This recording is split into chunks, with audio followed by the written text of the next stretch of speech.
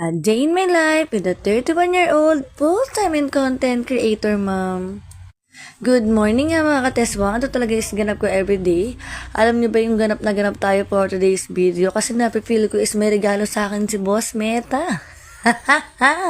Hindi, aside of that, syempre vloggering tayo. Talaga nga naman kailangan open tayo sa lahat ng ating manonood kung anong everyday nating ginagawa.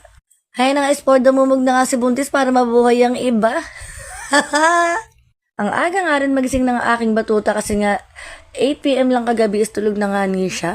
Talagang gumigising nga ako every morning is 6:20. So maaga-aga ako nagising ngayon. So nagising ata ako is 5:20 kasi nga ni pagwiwi ko talagang nawala na nga niyang anto ko dyan. At tumingin na nga ng almusal ang aking batuta. Binigyan ko na nga siya ng Oreo kasi nga talagang makulit yung batang yan. Gusto niya lagi chocolate.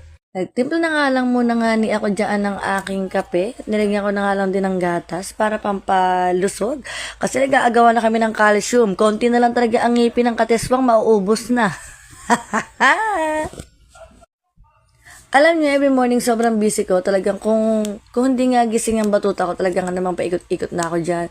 Actually, kanina madaling araw nagising ako. Talagang nga namang inaasikaso ko lagi kasi si Scarlett, yung chuchuy namin.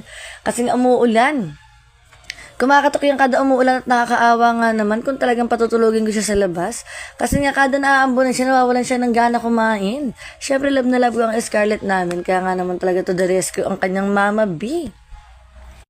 Kaya diniplahan ko na nga lang din ng gatas ang aking batuta. Papalamigin ko naman ng very good para nga niya naman talaga ganahan siya ngayong morning at medyo malakas-lakas ang kanyang pagpapasaway.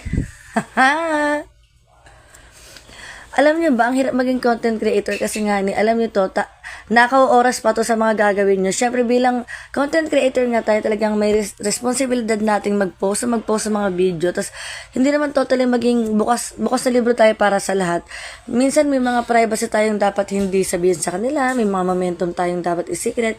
Kasi alam niyo, yung kabagsakan ng mga tao ay yung ikatutuwa ng iba.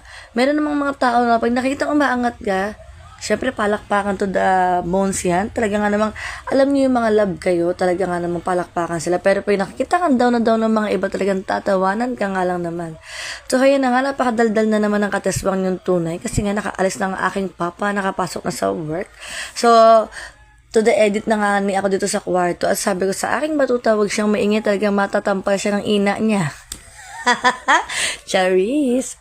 Inalis ko na nga nang muna ang mga pampa-effect dyan sa lababo kasi nga alam niyo na for the kilos na naman tayong for today's video. Talagang ayoko na may mga bara-barang mga hugasin. Talagang nga namang bago ako magsaing kailangan talagang sobrang clean na ng aming lab.